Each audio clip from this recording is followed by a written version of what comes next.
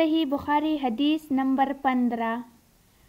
حضرت صلی اللہ علیہ وآلہ وسلم نے فرمایا، تم میں سے کوئی شخص ایماندار نہ ہوگا جب تک اس کے والد اور اس کی اولاد اور تمام لوگوں سے زیادہ اس کے دل میں میری محبت نہ ہو جائے۔ صحیح بخاری حدیث نمبر 16۔ وہ نبی کریم صلی اللہ علیہ وآلہ وسلم سے آپ نے فرمایا، 3 خصلتیں ایسی ہیں کہ جس میں یہ پیدا ہو جائے اس نے ایمان کی مٹھاس کو پا لیا۔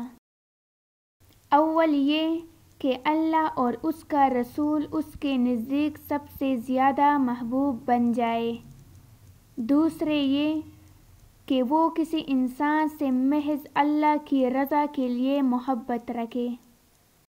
تیسرے یہ کہ وہ کفر میں واپس لوٹنے کو ایسا برا جانے جیسا کہ آگ میں ڈالے جانے کو برا جانتا ہے۔